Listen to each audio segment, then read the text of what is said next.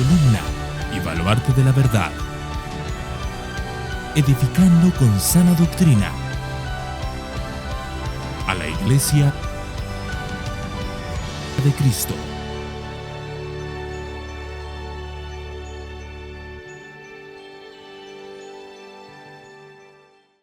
Y vamos a seguir con Primera de Timoteo, y ahora ya entramos en el capítulo 2. El capítulo 2 de los 6 capítulos. Primera de Timoteo, capítulo 2, y vamos a leer los primeros 4 versículos. Primeros 4 versículos. Dice así: Exhorto pues, ante todo, que se hagan rogativas, oraciones, peticiones y acciones de gracias por todos los hombres, por los reyes y por todos los que están en autoridad, para que podamos vivir una vida tranquila y sosegada, con toda piedad y dignidad, porque esto es bueno y agradable delante de nuestro Dios, de Dios nuestro Salvador, el cual quiere que todos los hombres sean salvos y vengan al pleno conocimiento de la verdad. Padre, queremos darte muchas gracias por poder presentarnos una tarde más delante de tu palabra. Gracias, Señor, porque esta carta de Primera de Timoteo está siendo edificante para nosotros. Está hablando a nuestras vidas y está hablando a tu iglesia, enseñándonos cada día más sobre cómo debe ser una iglesia bíblica, cómo debe conducirse una iglesia y qué cosas debe considerar una iglesia a la hora de adorar a su Dios. Por eso, sigue edificándonos, hablándonos, no solo individualmente, sino como iglesia, Señor, para que podamos conformarnos, caminando por fe, a ser la iglesia que tu palabra dice que debemos ser. No importa, Señor, lo que otros hagan. Nosotros queremos hacer lo que tu palabra dice. Así que ayúdanos no solo a escuchar hoy tu palabra, sino a someternos a tu palabra y a esforzarnos por ponerla por obra. Y te pedimos todo eso en el nombre de Jesús. Amén. Amén y amén. Hermanos, nosotros hoy estamos empezando el segundo capítulo de este primer libro, de la primera carta de Pablo a Timoteo. A lo largo del primer capítulo nosotros estuvimos viendo que el tema central era la misión que Timoteo tenía de corregir doctrinas extrañas. Pablo avisaba a Timoteo de que en Éfeso habían personas que estaban enseñando genealogías, que estaban enseñando mitos, que estaban haciendo mal uso de la ley de Dios, y Timoteo tenía que ir a Éfeso para impedir que esas personas siguieran infectando la iglesia. Pablo habla a Timoteo de que la iglesia no debía enredarse en doctrinas extrañas, no debía dar oído a otras cosas que no fuera el santo y glorioso evangelio de nuestro Señor y Salvador Jesucristo. Y Pablo se daba como ejemplo del poder salvador que tenía el mensaje del evangelio. Pablo se mostraba a él como aquel hombre que había sido blasfemo, como aquel hombre que había sido perseguidor, agresor, que había sido enemigo de la iglesia, pero que a pesar de todo eso había sido alcanzado por el evangelio y que ahora estaba siendo un siervo del Señor. Incluso Pablo enseñaba que por el evangelio y por la gracia de Dios seguía siendo un ministro fiel. Y por eso Pablo dejaba muy claro: Timoteo, hay que arrancar esas doctrinas extrañas, hay que arrancar ese mal uso de la ley, hay que arrancar esos mitos y hay que centrarse en predicar la sana doctrina y el verdadero evangelio. Y al final del capítulo veíamos como Pablo acaba con un acto de disciplina en la iglesia. Pablo le dice a Timoteo que entre esas personas que están enseñando malas doctrinas habían 2 hombres en particular. Y Pablo dice lo que hay que hacer con esos 2 hombres. Estaban enseñando herejías, estaban perturbando a la iglesia, y Pablo dice que deben ser entregados a Satanás para que aprendan a no blasfemar. Es decir, Pablo los saca fuera de la congregación. Pablo dice que los tiene que poner a disposición del mundo como de alguna manera para que Dios pueda tratar con ellos, puedan venir al arrepentimiento, puedan dejar a un lado todas esas herejías y volver al evangelio, abandonar las malas enseñanzas y centrarse en la verdadera doctrina. Y Pablo acababa hablando de esos 2 hombres que tenían que ser entregados a Satanás y así ya acabar con el tema de las falsas doctrinas. Así que el capítulo 1, el tema era ese: el peligro de las falsas doctrinas, la necesidad de la iglesia de predicar la sana doctrina y el verdadero evangelio, y un acto disciplinario a través del cual Pablo decía, así ya solucionamos el asunto primero de toda la carta, el cortar de raíz la herejía en medio de la iglesia. ¿Cómo? Entregando a esos hermanos a Satanás. Hay una cosa interesante, esos dos hombres, si estaban teniendo tanta influencia en la iglesia, si estaban enseñando con tanta libertad mala doctrina, posiblemente eso eran dos líderes de la iglesia, no dos hombres cualquiera. Porque si dos hombres cualquiera de medio de la iglesia empiezan a enseñar algo equivocado, es muy fácil que los líderes de la iglesia vayan y los paren. Pero cuando son los líderes los que están empezando a enseñar algo equivocado, es muy difícil que alguien los pare. Entonces es muy probable que esos dos hombres tuvieran cierta autoridad en la iglesia. Y por eso es Pablo, no cualquier otra persona de la iglesia, es Pablo el que hace el acto disciplinario y lleva a Timoteo para empezar a poner las cosas en orden. Ahora vamos al capítulo 2 y nosotros tenemos que hacer como un cambio de temática, porque el capítulo 2 ya no está centrado en las herejías, ya no está centrado en hombres que están enseñando doctrinas extrañas. Ahora el capítulo 2 de la primera carta a Timoteo se va a centrar en el culto. Y yo lo digo desde ahora para que tengamos eso en mente. El capítulo 2 va a empezar a hablar del culto a Dios, de la adoración a Dios, de qué cosas son importantes en el culto, de qué actitudes son importantes en el culto, de cómo debemos comportarnos en el culto. Y ese es el tema que vamos a estar viendo en el capítulo 2. Y el capítulo 2 y estos primeros 4 versículos lo voy a dividir en 2 mensajes. Y lo voy a dividir en 2 mensajes y hoy solo diré el por qué, pero lo explicaré la semana que viene. Concretamente por el final de estos 4 versículos. Al final de estos 4 versículos hemos leído esto. Porque esto es bueno y agradable delante de Dios nuestro Salvador, el cual quiere que todos los hombres sean salvos y vengan al pleno conocimiento de la verdad. Muchos sabemos que hay 2 corrientes teológicas que chocan bastante en estos tiempos y a lo largo de la historia durante muchos años, que es el calvinismo y el arminianismo. Para que lo digamos de otra manera, hay personas que piensan que Jesús murió por todo el mundo, hay personas que piensan que Jesús murió por su pueblo, y hay personas que piensan de alguna forma, aunque no lo digan así, que Jesús no murió por nadie. ¿Por qué? Porque en el fondo lo que enseñan es que Jesús hizo la salvación posible, que Jesús murió, pero ahora le cabe a las personas decidir si se quieren apropiar de la salvación. Aunque esa teoría es completamente ilógica, porque imagínate tú que eso fuera así, que Jesús muere en la cruz y ahora depende al hombre decir, vale, ahora yo creo en la obra de Cristo y yo me apropio de la salvación. ¿Qué hubiera pasado si ningún hombre lo hace? ¿Qué hubiera pasado si ningún hombre en la faz de la tierra decide apropiarse de la salvación? Bajo ese pensamiento de Jesús solo hizo la salvación posible.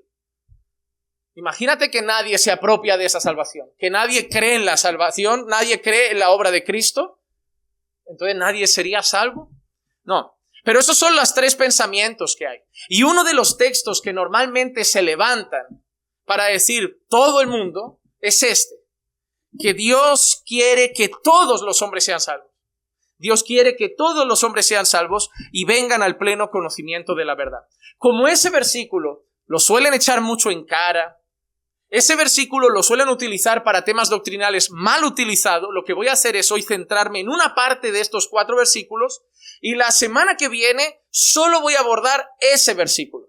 Solo voy a abordar esa parte de que todos sean salvos y vengan al pleno conocimiento de la verdad. Pero lo que sí les adelanto es que hoy les daré una pizquita de lo que vendrá la semana que viene y todo parte de la frase que hemos dicho desde este púlpito más veces. Un texto fuera de su contexto solo sirve para crear un pretexto. Y ahora veremos el porqué. Nuestro texto empieza con una petición de Pablo a que en el culto se haga algo. Pablo no está hablando, no está hablando a los creyentes individuales, para nuestra vida individual, para nuestro culto en casa individual, para nuestro devocional con Dios. Tengan en mente esto, Pablo está hablando del culto. Y cuando Pablo habla de culto, no tiene la mente individualista de muchos cristianos de hoy. De yo me relaciono con Dios, yo hago mi culto a Dios, yo tengo mi devocional con Dios. No, Pablo no tiene eso en mente. Cuando la Biblia habla de culto, Pablo y la Escritura siempre tienen en mente la gente junta, al pueblo unido. El individualismo de hoy no es propio en las Escrituras. Así que cuando nosotros vayamos a hablar todo lo que vamos a leer ahora, tenemos que tener en mente culto congregacional. Y Pablo empieza diciendo que en el culto congregacional, cuando la iglesia se reúne para adorar a Dios, cuando los cristianos nos reunimos para hacer un culto a Dios, tienen que haber ruegos, peticiones y acciones de gracia. El versículo 1 empieza diciendo: exhorto pues, ante todo, que se hagan rogativas, oraciones, peticiones y acciones de gracia por todos los hombres. Lo primero que Pablo está diciendo es exhorto. La palabra exhorto dicha por Pablo aquí no es un consejo. Pablo no está diciendo: me gustaría que si fuera posible, cuando os juntéis, oréis. Pablo no está diciendo: oye, cuando hagáis culto, si cabe la posibilidad, dedicar un tiempo a la oración. No. La palabra exhorto es una palabra que se usaba como para impulsar a alguien a hacer algo. Pero en este texto tiene un tono más mandatorio. Es como si Pablo está diciendo: llamo a la iglesia. Quiero que la iglesia, le pido a la iglesia como apóstol de Cristo que cuando se junten, que cuando vayan a adorar a Dios, que cuando vayan a hacer su culto, hagan ante todo, y mira la frase, ante. Pablo no empieza hablando de otra cosa. Pablo empieza ahora el capítulo en el que va a estar hablando del culto, y lo primero que Pablo pide en el culto es oración. ¿Y te has dado cuenta que es lo primero que se va de los cultos? ¿Te has dado cuenta que es lo que más se pierde en las iglesias? ¿Te has dado cuenta de que si haces una campaña, cuánta gente va? Y si haces un día de oración, ¿cuántos van? ¿Te has dado cuenta de que si haces una conferencia, cuántos van? Y si haces oración, ¿cuántos van? ¿Te has dado cuenta de si haces un estudio bíblico, cuántos van? Y si haces oración, ¿cuántos van? ¿Te has dado cuenta de que si haces una mañana para quedar a tomar café y cruzanes con los hermanos y las hermanas, cuántos van? Pero si haces una mañana de ayuno y oración, ¿cuántos van? Una de las cosas que más está desapareciendo de la iglesia es la oración. Es la oración. Y muchas personas creen: no, pues pongamos otro culto de oración. Hermano, el que viene a la oración, cuando hay oración, va a venir también a ese día. Pero el que no viene cuando hay oración, va a acabar faltando ese día. Pero la gente suele esquivar las oraciones. No importa si llego tarde el domingo. ¿Sabes por qué? Porque solo se ora, se canta, pero llego para la palabra. No importa si el jueves quedan antes para orar, pero ¿sabes qué? Para llegar y orar 15 minutos o para llegar y orar, no corro, no tengo tanta prisa, voy al estudio, pero tampoco voy a salir de casa a las 5 de la tarde para ir a la oración. Ese es el corazón de muchas personas. ¿Y sabes por qué la fe de muchos está en decadencia? No es por la falta de ir a estudios bíblicos. ¿Sabes por qué la fuerza contra el pecado de muchos está débil? No es por la falta de ir a estudios bíblicos. ¿Sabes por qué la falta de santidad en muchas iglesias? No es por la falta de estudios bíblicos. ¿Sabes por qué la gente está poco avivada y fervorosa en la fe? No es por la falta de estudios bíblicos. ¿Sabes por qué la gente está así? Por la falta de oración. Cuando escuchas hablar a cristianos, muchas veces te dicen cuántos libros se leen, cuántas prédicas ven al día, cuánto rato escuchan alabanzas, pero nadie te dice cuánto ora. Pastor, yo estoy viendo 2 prédicas cada día. 2 prédicas, casi 2 horas. Bien, está bien ver prédicas si son sanas. Pastor, me estoy leyendo la Biblia cada día 3, 4 capítulos. Está muy bien. Pastor, me paso el día escuchando alabanza. Está precioso. Pero nadie viene a decir: ¿sabes qué, pastor? Tengo una vida de oración que no veas. La oración está saliendo de medio de nosotros. Y si te das cuenta, hay una cosa interesante. Cuando nosotros hacemos un estudio bíblico, al final llenáis una libreta, a lo mucho la cabeza, pero sin oración, pocos de vosotros viviréis esta palabra. Sin oración se va a quedar en información en la cabeza. Pero no vais a ver carácter transformado. No vais a ver la ira volviéndose mansedumbre. No vais a ver la falta de dominio volviéndose control sobre las emociones o sobre los impulsos. No vais a ver la impaciencia volviéndose paciencia. No vais a ver la mentira volviéndose en honestidad. No vais a ver la inmoralidad volviéndose en pureza. Porque todas esas cosas ya las sabéis. Cuando vienen personas al despacho y a lo mejor hablan de problemas matrimoniales y yo les pregunto, pero tú haces lo que debes hacer como marido, ¿sabes lo que hay que hacer? Esto. Sí, lo sé. ¿Y tú sabes cómo debe ser una mujer? Así. Sí, lo sé. ¿Lo estáis haciendo? No. El problema no es que no lo sepan. La falta de oración hace que no lo vivan. Y yo creo que no es casualidad que cuando Pablo va a dedicar un capítulo a hablar del culto, la primera cosa que dice, ante todo, quiero que se ore en la iglesia. Y qué casualidad que es el apóstol Pablo, el que constantemente empieza sus cartas diciendo, Dios sabe que constantemente hacemos oraciones por vosotros. Tú lees las cartas de Pablo y casi todas sus cartas empiezan diciendo que Pablo oraba por la iglesia. ¿Y sabes cómo suelen acabar las cartas de Pablo? Pablo pidiendo oración a la iglesia. Casi todas las cartas empiezan diciendo, oramos por vosotros, damos gracias por vosotros, y casi todas las cartas acaban diciendo, orad por mí, para que Dios abra puertas, orad por mí, para que predique como debo hacerlo, orad por mí, para que predique con denuedo la palabra del Señor. El hombre de oración era Pablo. El hombre que oraba por la iglesia y pedía oración a la iglesia. Y cuando escribe su carta pastoral y le está empezando ahora a Timoteo a decir cómo debe ser el culto, lo primero que le dice Timoteo, ante todo exhorto que se ore en el culto. Que se ore en el culto. No hay culto sin oración. Si hay palabra y no hay oración, no es culto. Puede ser una clase. Puede ser una enseñanza, puede ser una conferencia. Si hay palabra y hay alabanza y no hay oración, no es culto. En el culto cristiano se ora.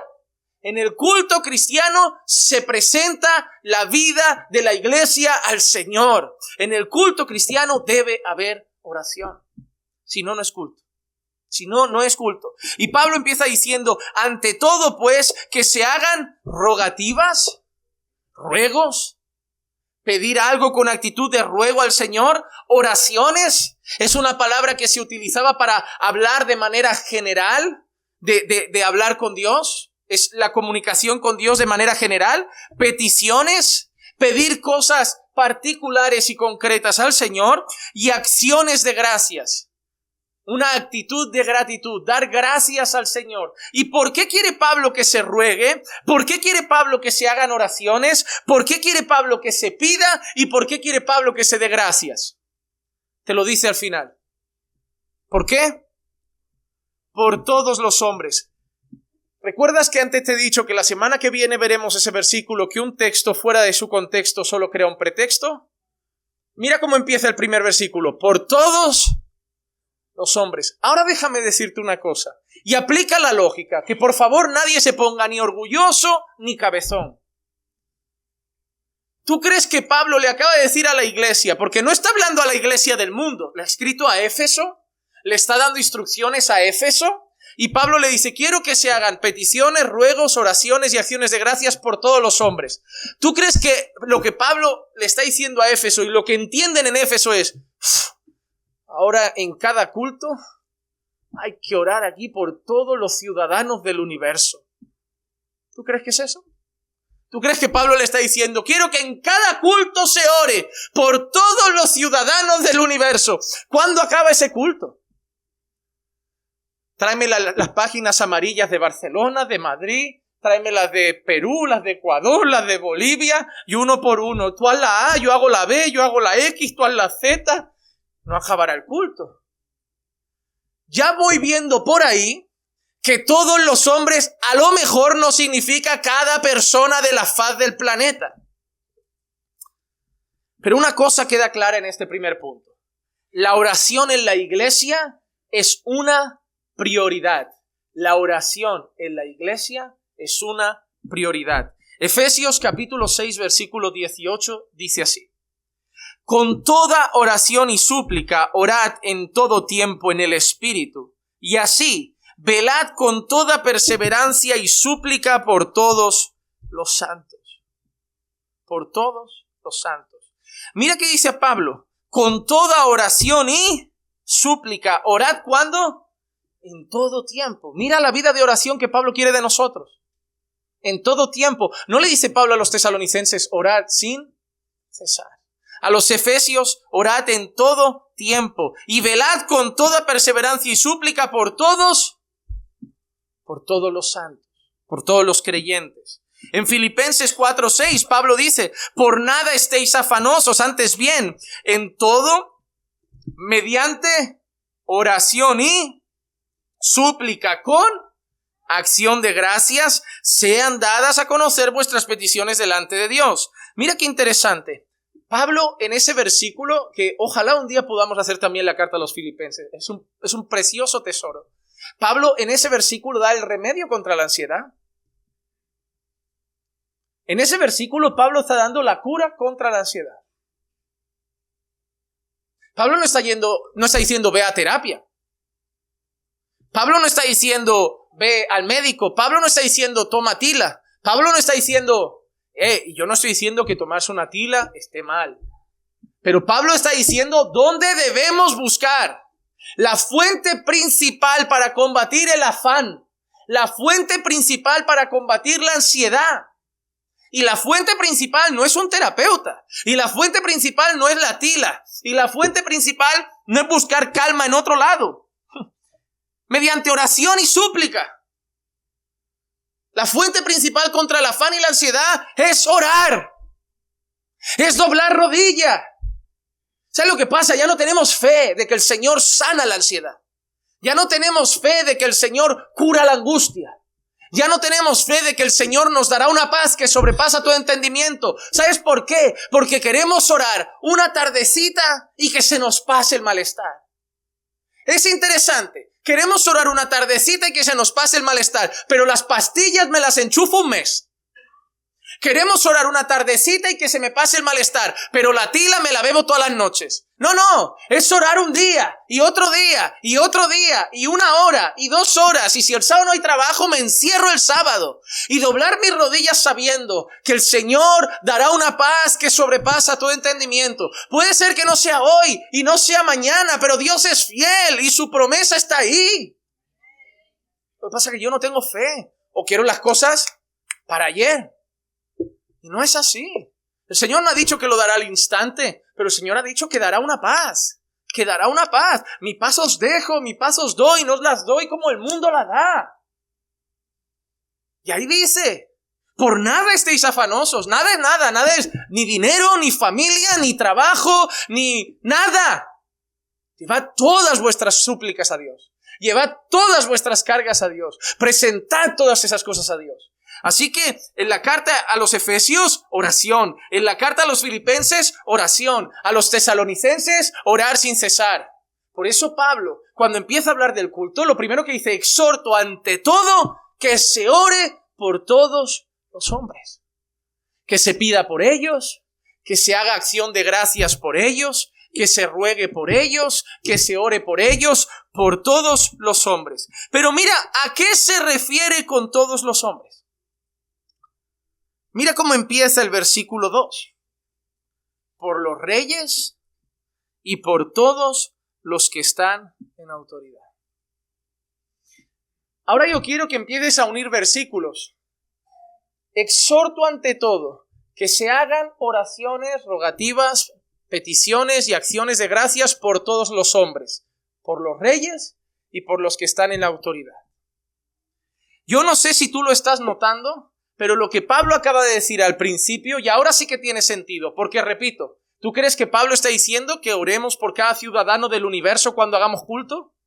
No, pero Pablo, ¿sabes lo que acaba de decir? Que oremos por todo tipo de personas. Que oremos por todos los hombres, también por los reyes, también por los que están en autoridad. Piensa que Pablo vive en un tiempo muy clasista.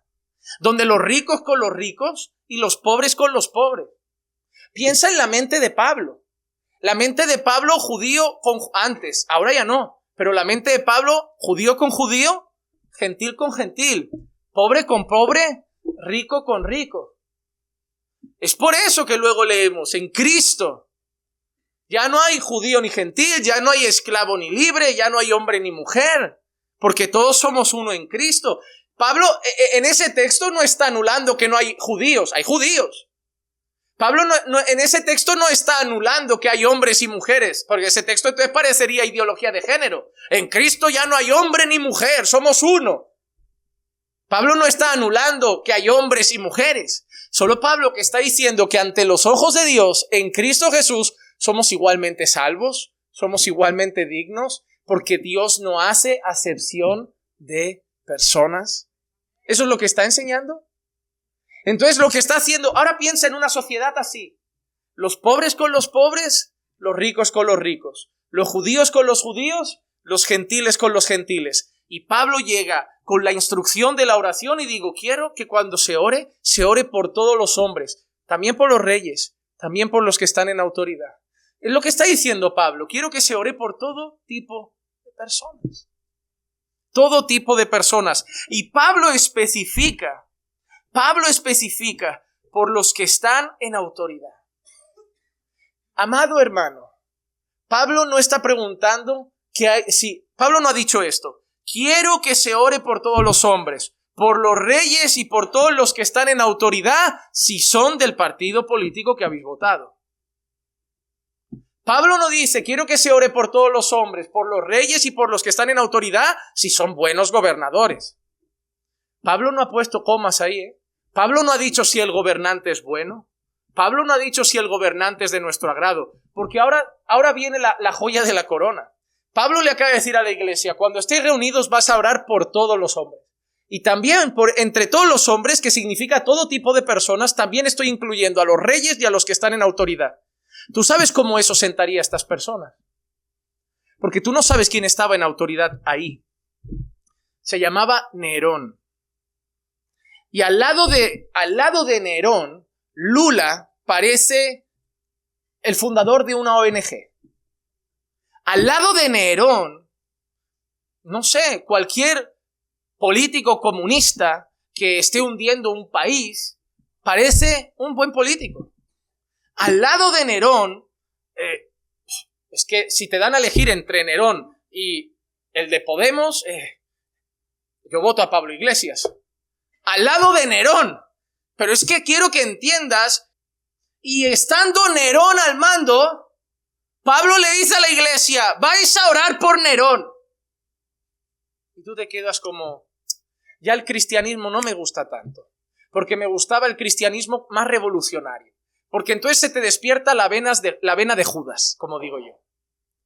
¿Sabes cuál es la vena de Judas? La del hombre que esperaba que el Mesías los libertara de Roma y llegara otra vez a levantar a Israel al poder y no tuvieran que pagar impuestos a Roma y fueran una nación otra vez grande y dominaran el mundo. Y de golpe llega ese Mesías que ayuda a un centurión, que encima dice, dad a César lo que es de César. No, este no es el que yo quiero. Hay gente que ve así el cristianismo.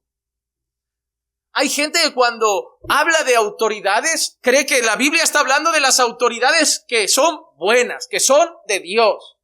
Y hoy hablaremos de autoridades. Porque déjame decirte una cosa, y vamos a ser honestos. Buenas no hay ninguna. Hermano, yo cuando voto no voto al hombre. Yo voto ideas políticas que creo que van a frenar la corrupción moral de mi país. Porque en ningún partido político yo veo la Biblia. En ninguno. En ninguno. Pero ahora te voy a decir la cosa más fea. Si cuando acaben las elecciones brasileñas, Bolsonaro pierde y gana Lula, los cristianos tienen que empezar a orar por Lula. Porque es el gobernador de su país. ¡Oh, jamás! Entonces arranca páginas de tu Biblia, porque es lo que pone en la Escritura.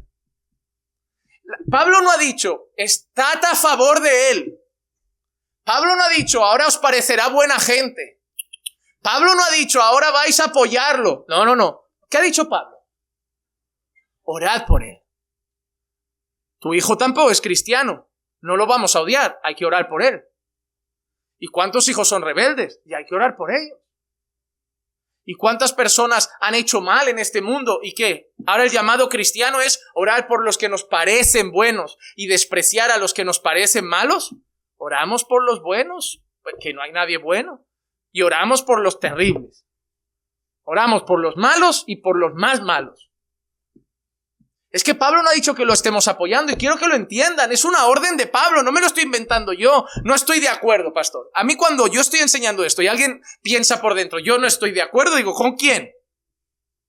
Porque no es tan difícil. Quiero que se ore por todos, por los reyes y por los que están en autoridad. Y Pablo además ahora nos dice el objetivo de nuestras oraciones. ¿Para qué quiero que oréis por ellos? ¿Por qué hay que orar por Nerón? Yo tengo que orar por Pedro Sánchez. Y yo puedo ser la persona a lo mejor más contra monarquía. Puedo pensar, los reyes están pasados de moda, solo ganan dinero, solo viven del cuento. Pero mientras haya un rey, yo tengo que orar por él. Es que no se trata, o sea, si me das mi opinión, oye, yo mientras esté lo tengo que respetar, es una autoridad. Pero yo preferiría que no estuviera. Eso es un ahorro para el país monumental. Pero mientras esté, yo lo tengo que respetar. Y yo tengo que orar por él. ¿Y con qué fin? Mira cómo sigue el versículo 2. Para que podamos vivir una vida tranquila y sosegada con toda piedad y dignidad. Pablo está diciendo que orad por los reyes y orad por las autoridades, porque ellos son poderosos. Y aunque sean malvados, ¿quién es más poderoso que ellos? Y Dios no puede escuchar vuestras oraciones. Y Dios no puede hacer que su corazón malvado se incline a algo que Él quiere. Y Pablo no está diciendo otra cosa que orad para que podamos vivir una vida tranquila.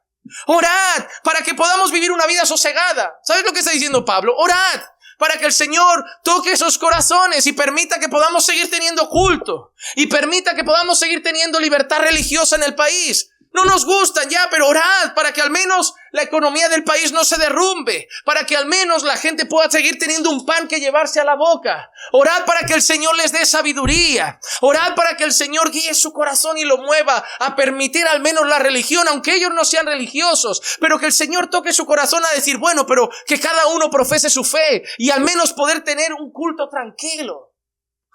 Eso es lo que está diciendo Pablo. Pablo no está diciendo haceos sus amigos. Pablo no está diciendo haceos sus compañeros de fiesta. Pablo está diciendo orad por ellos porque están en autoridad, porque toman decisiones.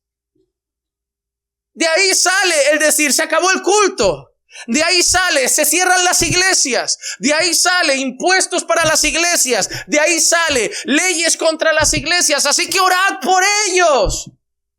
Mientras ellos estén en el poder, orad por ellos. ¿Para qué? Para que Dios pueda frenarlos. Para que podamos vivir con dignidad. Para que podamos vivir una vida sosegada. Hermano, yo lo hablaba el otro día con un amigo a través de internet y hablábamos de política y decía, no, porque España va así, va a acabar así. Le digo, sí, pero nadie está orando por los que tenemos ahí. Ellos van para allá, pero tampoco estamos orando. Señor, frénalos, Señor, guía su corazón para que al menos nos permitan unos años más de libertad religiosa. Miren lo que pensamos. Nos quejamos y solo esperamos el momento de votar y que gane a lo mejor la derecha y se pongan las cosas más fáciles para la iglesia. Entonces solo ponemos la confianza ¿dónde? En nuestro voto y no en Dios. Hay muchos años de historia cristiana que han gobernado naciones, hombres paganos, pero que han permitido a los cristianos hacer culto. ¿Por qué? Por la misericordia de Dios. Vivimos en un país cada vez menos religioso. Pero hermano, mira otros países, nos dejan hacer culto. Mira, estamos aquí en una sala, micrófonos, no hay policía en la puerta, no nos prohíben hablar de Jesús, no nos prohíben bautizar en la playa. Nos fuimos un montón de gente a la playa, llenamos la playa, hicimos bautizos. Ningún policía nos echó de allí. Sí, la izquierda gobierna, odia a la iglesia y sabemos que la tendencia va a ser querer cerrar iglesias aquí en España. Pero vamos a orar para que el Señor nos dé más años de estar sosegados, nos dé más años de vida tranquila, nos dé más años de vida en paz. No hay que orar para que la economía crezca y seamos más ricos. No hay que orar para que el país se vuelva como Suiza. No hay que orar para que ganemos como los alemanes. Hay que orar para que el Señor permita que el evangelio siga siendo predicado y podamos seguir viviendo nuestra fe. Porque al ritmo que vamos solo esperamos que esto se vuelva como la India, China, acabemos todos en prisión. Señores, que sabíamos que estos políticos nos llevaban allí, pero nadie oraba por esos políticos. Nadie oraba para que el Señor les diera sabiduría, para que el Señor los frenara. Y eso es porque en el fondo, y vuelvo a lo mismo, no tenemos fe. Pastor, es que esa gente es malvada.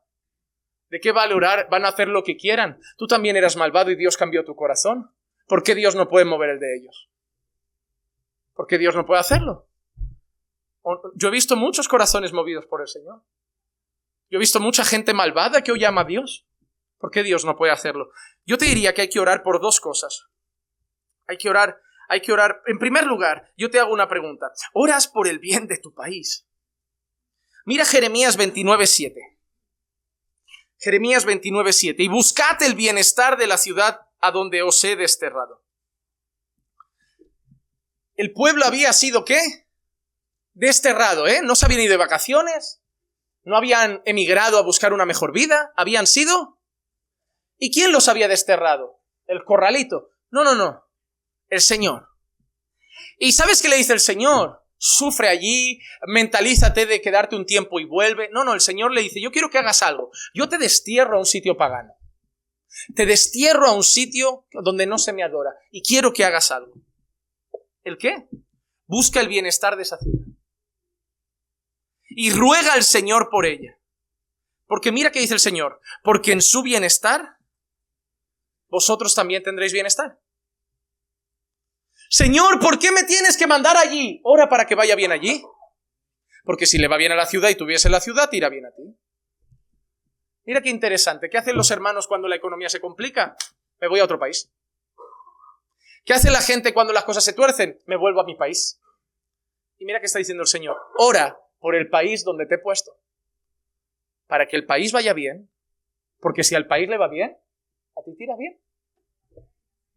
Si en el país hay trabajo, te será más fácil encontrar, ¿no? Si en el país baja la vivienda, te será más fácil alquilar, ¿no? Si en el país baja esto, te será más fácil comprar. Pero déjame decirte una cosa.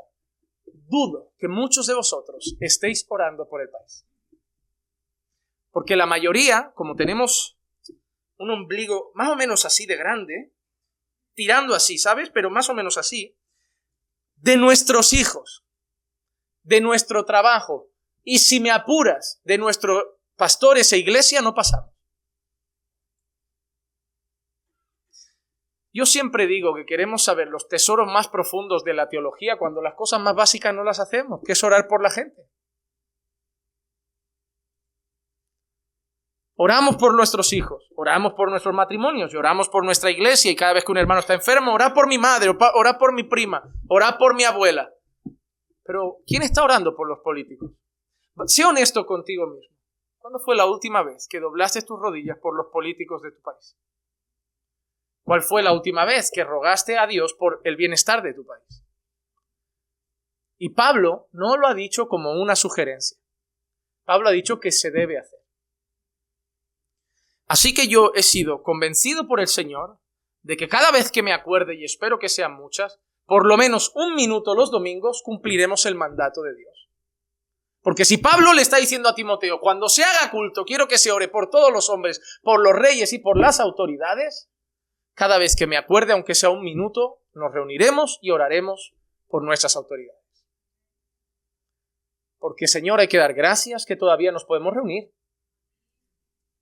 Hay que dar gracias que a pesar de la pandemia vinieron policías a inspeccionar este lugar y en ocasiones nos habíamos saltado un poquito el aforo. Y la policía, como no hicimos mal, nos permitió seguir congregando sin ningún tipo de problema. Nos quejamos mucho, pero si fuéramos a China seguro que valoraríamos muchos privilegios que tenemos. Porque los chicos del evangelismo predican en un comedor, salen al Raval, se van al Arco del Triunfo y ninguno está ahorcado, a ninguno lo han quemado vivo y ninguno está en prisión todavía. Por eso tenemos que seguir orando, Señor, Señor, sigue permitiendo que nuestros políticos nos dejen adorarte. Sigue permitiendo que nuestros políticos nos permitan predicar el Evangelio. No va a haber un político a nuestro gusto. Parece que algunos están esperando al anticristo. No va a haber uno que traiga la paz al mundo, que lo arregle todo. Y el día que aparezca ese, asustaos. El día que aparezca el político al que todos van a querer votar, asustaos. Porque ese que junte a todos y diga, bueno, ese es el político, ese es. Ese agrada a todos, une a todos, la paz con todos, las religiones, la economía, ese sí. Ese que a todos nos hará sonreír. Oh, pastor, yo quiero que salga ese. Ese que de golpe las naciones empiecen a decir, ¿y por qué no lo ponemos como gobernador de todo el mundo? Porque la verdad es que gobierna con justicia. Ese, ahí temblad. Porque ese es el que dará miedo de verdad. Y solo los creyentes se darán cuenta. Pero hasta que ese, que todos querrán, y nosotros andaremos con pies de plomo, hasta ese no habrá ninguno que sea cristiano. Porque incluso aunque un creyente llegara al poder, no toma las decisiones solo. Si yo llegara a ser presidente de España, y no me estoy candidatando, por ahora, no voy a caer en eso. Pero yo no tomaría las decisiones. ¿Tú crees que si yo llego a la presidencia, cojo un papel y digo, a partir de ahora España funciona así? Eso no va así, hermano. Yo puedo hasta querer que España funcione así, es decir, cierra toda la iglesia católica, sinagoga, mezquita, solo iglesias cristianas, y las tengo que revisar, Las tengo que revisar, ver su doctrina, que ni los de la prosperidad. Aquí, nada. Y voy a elegir yo la publicidad de los carteles. Culto el domingo, estudio bíblico el martes. Yo voy a ir por los centros comerciales, quito las chicas en bikini, mujeres bien vestidas, fuera bikini en las tiendas. Ahora se vende bañador, con pantaloncito corto, modesto. Yo haría un país muy bonito. Pero no me van a dejar, aunque sea el presidente o el rey. Por eso te digo que aunque la gente diga, yo lo voto a él porque él va a llegar, él no va a cambiar un país. Él puede hablar, él puede influenciar, él tiene hasta una capacidad, pero él no puede hacer el país. La única nación que por un tiempo funcionó bien, aunque se torció rápido, fue aquella nación cuyo Dios era el Señor. No había otra. Por eso, hermano, nuestra esperanza no está aquí. Nuestra esperanza está allá, cuando Él reine, cuando Él gobierne. Y ahí no tendremos problema ninguno. Pero mientras estemos aquí, hay que orar por nuestros gobernadores. Hay que orar por el país, porque como dice Jeremías, a la tierra donde te destierro, ora por ella, para su bienestar, porque su bienestar será tu bienestar. ¿Qué más que podemos pedir por los gobernadores? Podemos pedirles a Dios que les dé sabiduría. Santiago 3, 13 al 17. ¿Quién es sabio y entendido entre vosotros? Que muestre por su buena conducta sus obras en mansedumbre de sabiduría. Pero si tenéis celos amargos y ambición personal en vuestro corazón, no seáis arrogantes y así mintáis contra la verdad. Esta sabiduría no es la que viene de lo alto, sino que es terrenal, natural y diabólica. Porque donde hay celos y ambición personal, allí hay confusión y toda cosa mala, pero la sabiduría de lo alto es primeramente pura, después pacífica, amable, condescendiente, llena de misericordia y de buenos frutos, sin vacilación y sin hipocresía. Mira cómo es la ambición terrenal y diabólica, llena de celos y ambición personal. Eso es la política. Pues nosotros debemos pedir, Señor, dales de tu sabiduría. Porque la sabiduría de Dios, ¿qué trae? Pacífica, amable, condescendiente, misericordia, buen fruto, sin hipocresía. Hermanos, debemos pedir a Dios que le dé sabiduría a nuestros gobernadores. Tienen que firmar papeles muy importantes. Hermano, las posiciones de autoridad requieren mucha oración, porque las posiciones de autoridad tienen que tomar decisiones muy importantes. Un padre no le pregunta a un hijo si se tiene que mudar del país. Un padre le comunica a un hijo la decisión. Pero ¿quién pagará las consecuencias? Toda la casa. ¿Pero quién lo decide? Las figuras de autoridad de la casa. Todo hijo debería orar para que Dios dé sabiduría a sus padres. Señor, mis padres eligen nuestro futuro. eligen si nos vamos o nos quedamos. Y mi padre se le está yendo la cabeza. Está triste, amargado, sin trabajo y dice que nos vamos al país. Yo he hecho aquí mis amigos, yo no conozco nada de aquel país. A mí no me gusta aquel país. Él nació allí, él tiene un vínculo, yo no. Yo que tengo aquí y aquí tendré más educación y una mejor universidad. Pero a mi padre se le está yendo la cabeza. En vez de discutir con tu padre, ora al Señor. Señor, dale sabiduría a mi padre. Los pastores tienen que tomar muchas decisiones. No están haciendo votos democráticos en la iglesia. Iglesia, ¿de qué color pintamos? Iglesia, ¿qué hacemos? Iglesia, hay que tomar decisiones. ¿Oráis por vuestros pastores para que Dios les dé sabiduría para tomar una decisión correcta? Pues así por nuestros gobernadores. Hay que pedir que Dios les dé sabiduría. Y para mí lo más importante, hay que pedir que sean salvos. Romanos 10:1, mira lo que Pablo dice: hermanos, el deseo de mi corazón y mi oración a Dios por ellos es para su... Hermano, aunque tú no lo creas, Pablo está diciendo eso ¿de quién? De los judíos. Sí, aquellos que creéis que son todos nuestros hermanos. Pero Pablo está diciendo que está orando para que sean salvos. Así que Pablo está afirmando que no lo son. Porque Pablo está diciendo que tienen celo, pero un celo malo, porque tienen un celo como para ganarse la salvación por su propia justicia. Entonces Pablo sabe que todo aquel que intenta ser salvo por su propia justicia, por la obediencia a la Torá, no será salvo. Así que Pablo afirma eso: yo oro para que sean salvos. Hermanos, Pablo oraba para que los judíos, sus compatriotas, compatriotas, ahora no hermanos en la fe, pero compatriotas, había crecido con ellos, había vivido con ellos, sus vecinos, que fueran salvos. Si yo te preguntara cuántas veces has orado por la salvación de nuestros políticos, ¿qué me dirías? ¿Sabes lo que me hace gracia? Que todo el mundo quiere que oremos por su familia entera. Por mi prima, por mi abuela, por mi tía, por mi madre, por mi padre, por mis hijos. Todos quieren que nuestra familia sean salvos. Ahora yo te pregunto, ¿por quién oras tú para que sean salvos? Fuera de ese ombligo. Hermano, ¿has orado por la salvación de nuestros gobernadores? ¿Has orado por la salvación de tus vecinos? ¿Has orado por la salvación de tus compañeros de trabajo? ¿Has orado por la salvación de la cafetería donde vas regularmente a tomar el café? ¿Te has dado cuenta que caminamos entre impíos constantemente y no presentamos sus vidas? Ya no te estoy preguntando si les predicas, pero a eso voy. Yo quiero que por un instante nos duela lo que voy a decir. No es que no prediquemos, es que ni siquiera oramos por ellos. Y nos debería doler el alma, hermano. Porque vamos de cristianos, de los hijos de Dios. Y algunos aquí ya teólogos, maestros, queriendo formar sus propias iglesias. Lo sabemos todo ya. Pero no le predico ni al vecino y ni siquiera oro por él. Te digo una cosa, a mí el corazón cada día me está dando unos empujoncitos para atrás, no para que deje de estudiar, no para que deje de leer, pero como que algo en mi corazón me está diciendo, ¿por qué no volvemos a lo básico, a lo sencillo, a lo simple? Nos estamos complicando tanto entre tanto aprendizaje y conferencias, que está bien aprender, pero ¿de qué nos vale si no aplicamos las cosas básicas? ¿De qué nos vale entender todas las diferencias entre escatológicas? Ay, ¿tú qué eres? ¿Dispensacionalista, amilenialista, premilenialista histórico? ¿Eres continuista o cesacionista?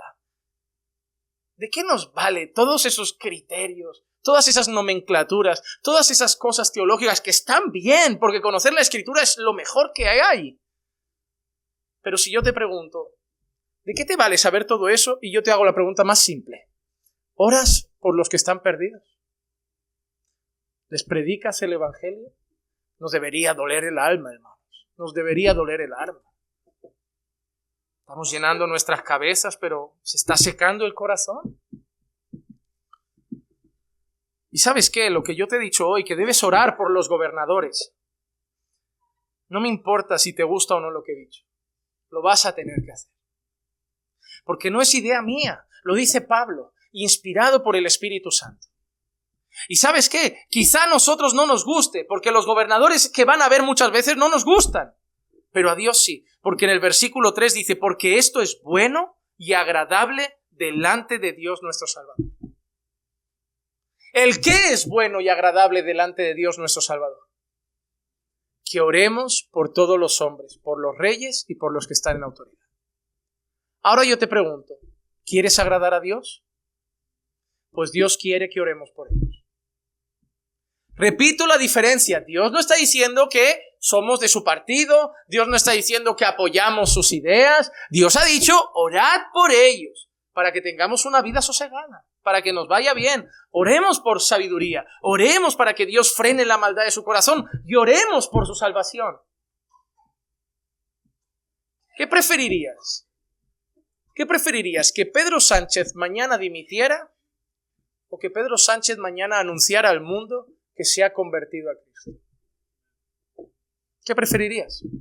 Yo preferiría su conversión. Porque no debería haber deseo más grande en el corazón de un creyente que la conversión de un impío. Sea cual sea su idea política. Sea cual sea su idea política, claro. Porque si se arrepiente y se convierte de verdad, sus ideas políticas van a empezar a cambiar. Ya no pensará lo mismo del aborto, porque yo no pensaba del aborto lo que pienso hoy. Yo era el primero que te diría, pero es que si la han violado, pero es que si no lo puede mantener. Yo no pensaba de la homosexualidad lo que pienso hoy. Tengo 34 años. Yo he crecido en una cultura donde esto ya está abierto. Con amigos que, venga, un beso entre chicos y te invito a una copa, un beso entre amigas y te invito a una ronda. Y todo estaba bien, y daba igual, que cada uno quiera a quien quiera querer, que nadie se meta en la vida de nadie, que respetemos toda la vida de todos, y ahora no pienso igual. Por eso prefiero su salvación, porque con la salvación viene la santificación y los valores de Cristo. Pero no oramos por ellos. Por nuestra mamá sí, por nuestro hijo sí, pero por ellos no, porque no nos caen bien, porque no nos gustan. Porque tenemos tendencia a orar por quien nos gusta, por quien nos cae bien. Pero Pablo ha dicho, esto es bueno y agradable delante de Dios, nuestro Salvador. Versículo 4. El cual quiere que todos los hombres sean salvos y vengan al pleno conocimiento de la verdad. Ahora quiero que entiendas, y la semana que viene nos centraremos en ese versículo, pero ahora quiero que entiendas eso en el contexto. ¿A qué se refiere Pablo con todos los hombres?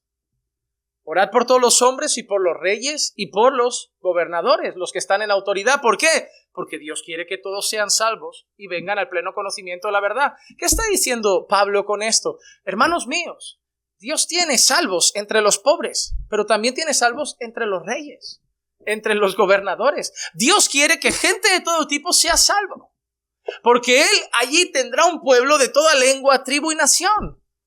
Dios quiere que todos los hombres, que todo tipo de personas sean salvas. Y analizaremos, repito, ese versículo con más delicadeza la semana que viene. Pero hoy quiero terminar con unas consideraciones entre los creyentes y el gobierno. En relación a lo que hemos hecho de las oraciones, y hemos hablado de las oraciones, quiero acabar con unas consideraciones. La primera, somos llamados a someternos a las autoridades, nos guste o no. Romanos 13, 1 al 7. Sométase toda persona a las autoridades que gobiernan. Si son de tu partido, si te caen bien, si te gustan, si es un hijo de Dios. ¿Dice eso, amado hermano? No, punto. Sométase toda persona a las autoridades que gobiernan. ¿Por qué? Y ahora es tremendo. Porque no hay autoridad sino de Dios. Y las que existen por Dios son... ¿Sabes quién permite que Pedro Sánchez gobierne? ¿Te guste o no? Pero no, va contra Dios. Pero Dios mañana si quiere le da un infarto. ¿Pero sabes por qué sigue ahí? Porque por algún motivo, soberanamente, en su voluntad, Dios quiere que siga ahí. Y mientras esté ahí, ¿qué debemos hacer? Y someternos. Por consiguiente, y atentos a los que son rebeldes sin causa, el que resiste a la autoridad, al ordenado por Dios se ha opuesto. Y los que se han opuesto, sobre sí recibirán condenación. Porque los gobernantes no son motivo de temor para los de buena conducta, sino para el que hace el mal. No, pastor, eso es mentira. Yo te voy a decir una cosa. A mí hace un montón que no me llega una carta de Hacienda. A mí hace un montón que no me llegan cartas de la DGT de multas de tráfico. A mí la policía nunca me ha hecho nada, ni me ha pegado con un palo, ni me ha metido en un calabozo. A mí la policía me ha tratado con respeto. ¿Sabes por qué? Porque las autoridades... pero son corruptos. Claro que son corruptos.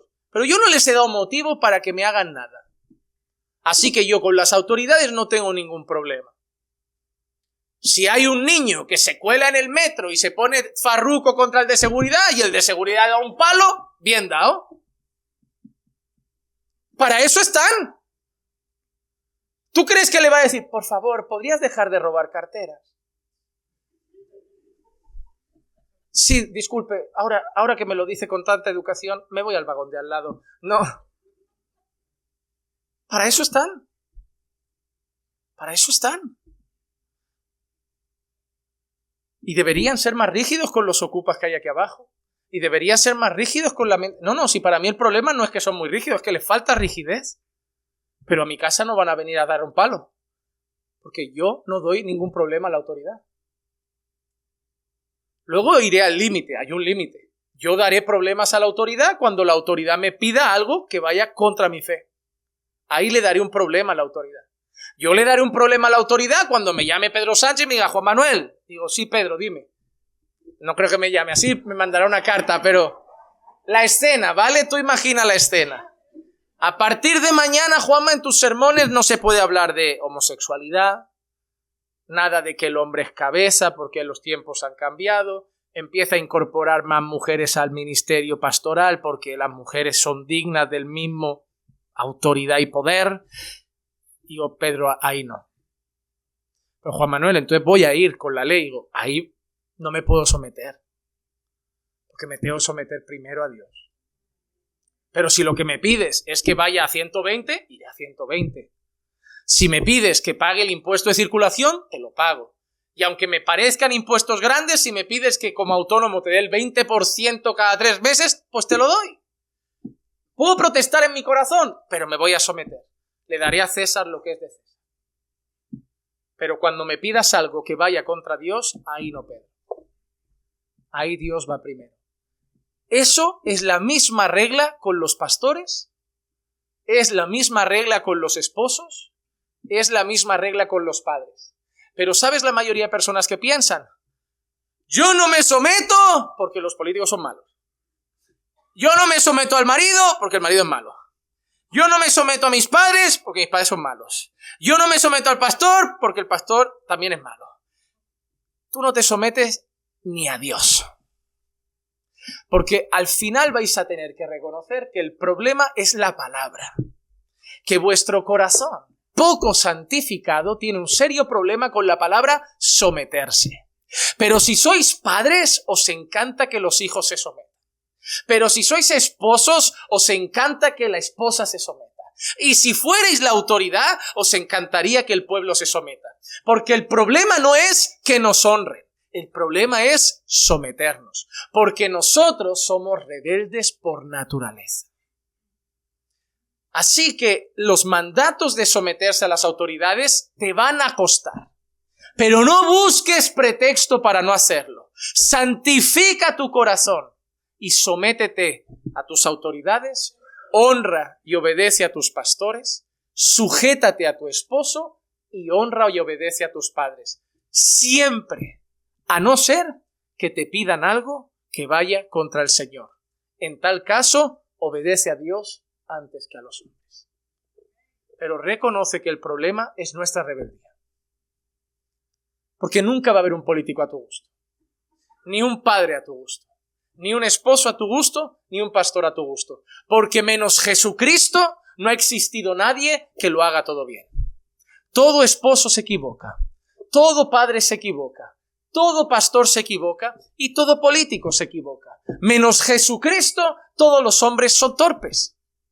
Pero debemos obedecerlos, siempre y cuando no perjudique o vaya en contra de nuestra fe. Es un mandato de Dios. Hermanos, Dios no quiere hijos rebeldes. Dios no quiere que su pueblo se vea como los manifestantes de este mundo. No, no es así. Porque los gobernantes no son motivo de temor para los de buena conducta, sino para el que hace el mal. Deseas, pues, no temer la autoridad, haz lo bueno y tendrás elogios de ella, pues es para ti un ministro de Dios para bien. Pero si haces lo malo, teme, porque no en vano lleva la espada, pues ministro es de Dios. Mira qué dice que es la autoridad. Un ministro de Dios. El mismo lenguaje que aplica a veces a los pastores, aplica a los gobernadores. Siervos de Dios. No dice que sean cristianos, pero dice que Dios los usa como algo a su servicio. Mira qué más dice. Pero si haces lo malo, teme, porque no en vano lleva la espada, pues ministro es de Dios, un vengador que castiga al que practica lo malo. Por tanto, es necesario someterse, no solo por la razón del castigo, como muchos, el mundo, ¿por qué se somete? Por el castigo. Por eso vas a 150 y solo frenas en el radar. Porque tú no temes y tú no obedeces. Tú solo tienes miedo a la multa. Como creyente te debería dar vergüenza. No gracia, vergüenza. Porque te digo una cosa, la multa no te llega, pero Dios te ve.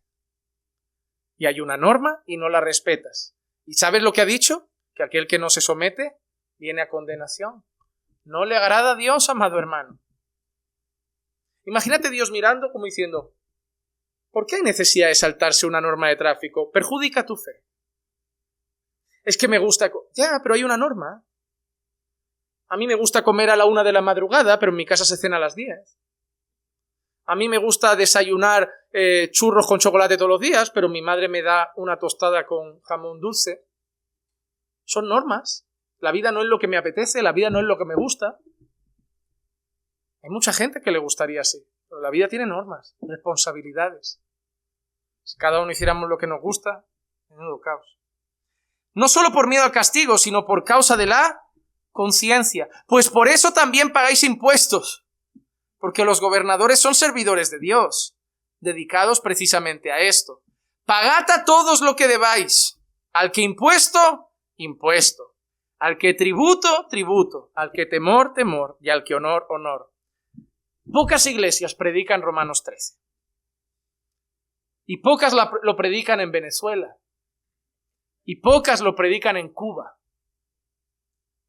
Pero Romanos 13 no es solo para Europa. Romanos 13 es para Venezuela. Romanos 13 es para Cuba. Romanos 13 es para Brasil. Romanos 13 es para China. Porque Romanos 13 es para cristianos. Y es palabra inspirada por Dios. Así que somos llamados a hacer el bien delante de los malos. Primera de Pedro 2, 13 al 17. Someteos por causa del Señor a toda. Por causa de Él. Mira qué maravilloso esto, hermano. Esto es buenísimo. Eres rebelde por naturaleza, como el mundo, pero tú vas a ser diferente. Tú te vas a someter por causa del Señor. Porque por ti no lo vas a hacer. Porque a ti no te van a hacer someterte a la autoridad, pero lo vas a hacer por causa del Señor. Amas tanto a Dios que aunque a ti no te nazca, lo vas a hacer por Él. Y si no lo haces, es que a lo mejor Dios no es lo primero.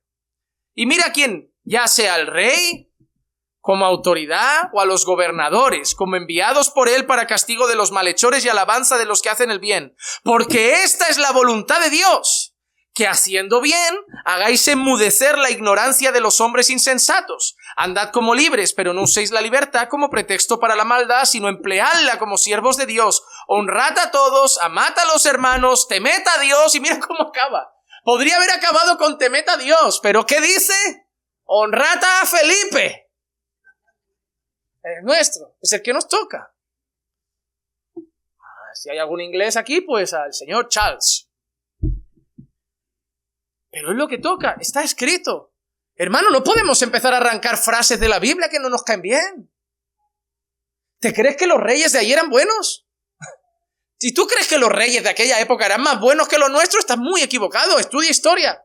Si crees que los gobernadores de aquella época eran más mansos que los nuestros, estás muy equivocado. La democracia no existía. Ahí era imposición por espada. Impuestos y tributos por espada. Hermano, y aún así los mandatos estaban claros. Te digo una cosa, si nosotros nos cuesta someternos a las autoridades en este siglo, yo creo que pocos habríamos sido cristianos decentes en aquella época. Ve la película de Policarpo, está en YouTube, y vas a ver a un joven debatiendo con un soldado que le dice, haz una ofrenda a César. Y ellos claramente lo dirán, yo honro a César, yo respeto a César, yo obedezco a César, pero no venero a César. Ese era el límite. Yo no soy un rebelde, yo no voy con carteles, fuera César, enemigo de Dios, enemigo del pueblo judío. Yo lo respeto, yo pago mis impuestos, yo hago mi trabajo, yo hago lo que tengo que hacer, pero no hago ofrendas a César, no lo llamo Señor. ¿Y tú te crees que César era más bueno que los nuestros? No, él mataba a los cristianos. Ellos eran quemados, eran comidos vivos por fieras en el Coliseo. Pero no eran rebeldes. Eran condenados como enemigos de la patria por no rendirse al César, pero ninguno fue condenado por malas acciones. Si vamos a la cárcel, no debe ser por no pagar impuestos, no debe ser por blanquear dinero, no debe ser por actos pecaminosos. Podemos llegar a ir a la cárcel, pero será solamente por no rendirnos al César. En adoración, pero no en obediencia. Otra cosa importante, voy a acelerar, me quedan 5 minutos y termino. Debemos reconocer la soberanía de Dios en el gobierno. Hermano, Dios es soberano. Dios gobierna todo. Nuestras familias, la iglesia, la esfera política, o esa es del diablo. Porque parece que algunos piensan, aquí gobierna Dios, en mi casa gobierna Dios, y en la política gobierna Satanás. Dios es soberano, hermano. Daniel capítulo 2, versículo 21. Él es quien cambia los tiempos y las edades. Y mira que dice, Él quita reyes y pone reyes. Da sabiduría a los sabios y conocimiento a los entendidos. Él quita reyes y pone reyes. Él tiene la vida de todos en sus manos. Proverbios 8:15. Por mí reinan los reyes. Él no está diciendo los buenos, pero el que permite que estén ahí soy yo. Por mí reinan los reyes y los gobernantes decretan justicia. Mira lo que dice Jesús ante un gobernador enemigo en Juan capítulo 19, versículos 10 y 11. Pilato entonces le dijo, ¿a mí no me hablas? ¿No sabes que tengo autoridad para soltarte y que tengo autoridad para crucificarte? Jesús respondió, ninguna autoridad tendría sobre mí si no se te hubiera dado de arriba.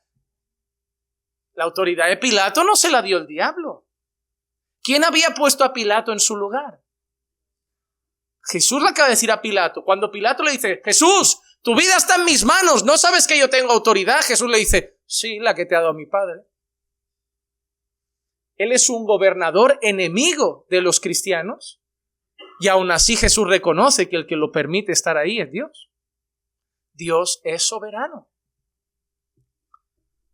Mira qué dice, ninguna autoridad tendría sobre mí si no te hubiera dado de arriba. Por eso el que me entregó a ti tiene mayor pecado. Y hermano, ¿no vimos en Habacuc que Dios es soberano sobre el gobierno y puede usar incluso un gobierno impío? Habacuc 1:6. Porque aquí yo levanto los caldeos, pueblo feroz e impetuoso, que marcha por la anchura de la tierra para apoderarse de moradas ajenas. ¿Quién levantó a los caldeos? ¿Y quién lo puso contra su pueblo? El Señor. El Señor. ¿Quién puede poner a Lula en el gobierno si quiere? Es duro, yo sé que es duro, hermano. Yo sé que es duro pensar quién pone a un Maduro ahí, quién pone a un Chávez ahí, pero ¿quién lo permite? No es el diablo, no es que no, la iglesia oró, pero el diablo ganó al Señor. Es que parece que alguno lo ve de esa manera. Hay que orar, claro que hay que orar por el candidato más favorable, pero el que se ponga, oye, Dios es soberano. Dios es soberano. ¿Y qué pasa si el gobierno es malo? ¿Nos rebelamos? Mira lo que dice Lucas 20:25. Entonces él les dijo, dad a César lo que es de César y dad a Dios lo que es de Dios. ¿Sabes lo que esperaban de Jesús? Rebelaos contra el César. El César es un hijo del diablo, enemigo de los cristianos, enemigo de Dios, enemigo de la fe. No paguéis impuestos, no le abráis la puerta, odiad a César, dadle a César lo que es de César. Jesús, los impuestos, sí. ¿De quién es la cara que hay aquí? Él manda, pues, tributo al que tributo, impuesto al que impuesto. Y darle a Dios lo que es de Dios. Una cosa no es incompatible con la otra. Juan Calvino dijo una vez, cuando Dios quiere juzgar a una nación, le da gobernantes malvados. Hablo de Brasil porque es el ejemplo que tengo en mente, porque por familia, por mi esposa, pues veo las noticias a veces. Y ahora está candescente porque están ahí en la recta final. Brasil no merece un buen político. España tampoco. Si Lula llega al poder, voy a ser honesto. ¿Qué merece un país que fomenta carnaval? Que en las favelas se ve tráfico de drogas. ¡Hay cristianos! A ver, cristianos hay en todas partes, pero el país en general hay prostitución, hay droga, hay asesinato. ¿Qué merece darle Dios a un país así? El político que se merece. ¿Queremos buenos políticos? Como si toda la nación honrara a Dios y mereciera un gran político. Te digo una cosa, a veces los malos políticos son el reflejo de una mala nación. Creemos que hay un mal político gobernando una nación de gente buena y piadosa. Es que ha ganado haciendo trampa. Yo conozco a mucho brasileño que hace trampa, que no paga impuestos, que hace esto, que hace aquello. Ha ganado como el pueblo hace muchas otras cosas. Y hablo de Brasil como podría hablar de España, de Venezuela, de Colombia, de Chile, de Paraguay. Queremos políticos que sean santos para países que viven en pecado. Esta es una verdad. Los políticos muchas veces son el reflejo de la nación. La nación tiene una parte creyente, claro, pero seguramente la gran mayoría no. Pero repito, hay un límite para nuestra obediencia. A todo lo que hemos dicho hay un límite. Hechos 5, 28 y 29. Ya es el último mensaje, la última cita. Os dimos órdenes estrictas de no continuar enseñando en este nombre y aquí habéis llenado a Jerusalén con vuestras enseñanzas. Y queréis traer sobre nosotros la sangre de este hombre. Mas respondiendo Pedro y los apóstoles dijeron, debemos obedecer a Dios antes que a los hombres. Habían dicho, se acabó hablar de Jesús. Y llenaron Jerusalén de Jesús. Porque si queréis, pagamos impuestos. Si queréis, pagamos tributos. Si queréis, respetamos las leyes. Pero debemos ir y predicar el evangelio. Y contra eso hay que obedecer a Dios antes que a los hombres. Y bajo esa ley es cuando John Knox dijo, la resistencia a la tiranía es obediencia a Dios. Pero la resistencia a la tiranía cuando la tiranía es contra las leyes de Dios. Así que, hermano, hoy en casa medita cómo te relacionas con tu gobierno. No te vuelvas el perrito faldero del gobierno, pero por lo menos lo que Pablo nos mandó.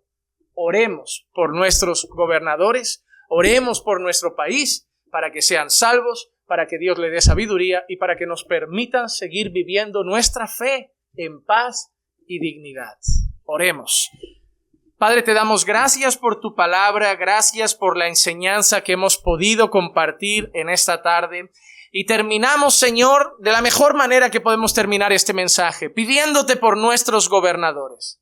Sabemos que son impíos, sabemos que son rebeldes, sabemos, Señor, que no te honran, que no aman tu palabra, pero, Señor, están ahí.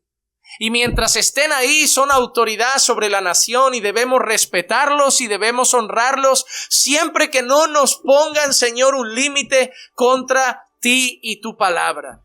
Por eso, Padre, te pedimos, Señor, dales sabiduría, porque tú puedes guiar sus corazones a tomar decisiones sabias. Te pedimos también por su salvación, que los puedas alcanzar, Señor, porque tú quieres que todos los hombres sean salvos. Y a eso te refieres, Señor, con que quieres que mujeres sean salvas, que hombres pobres sean salvos, hombres ricos sean salvos, que jueces sean salvos, que reyes sean salvos. Hay personas de todo tipo que son salvas si tú lo quieres, Señor. Y por eso te pedimos por la salvación de nuestros gobernadores. Alcanza el corazón de nuestro rey, alcanza el corazón de nuestros gobernadores, de nuestro presidente, para salvación. Si es tu voluntad, Señor, que sean salvos, para que entonces te puedan honrar y adorar. Pero mientras no son salvos, mientras te aborrecen, mientras te dan la espalda, por lo menos te pedimos que los frenes en su maldad, para que podamos vivir una vida sosegada, para que podamos seguir viviendo nuestra fe con libertad en este lugar, Señor.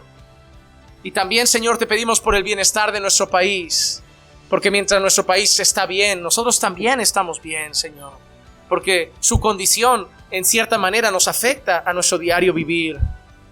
Y hoy queremos terminar pidiéndote por eso, Señor, como Pablo nos lo ha pedido, inspirado por el Espíritu Santo. Y te lo pedimos todo en el nombre de Jesús. Amén. Amén.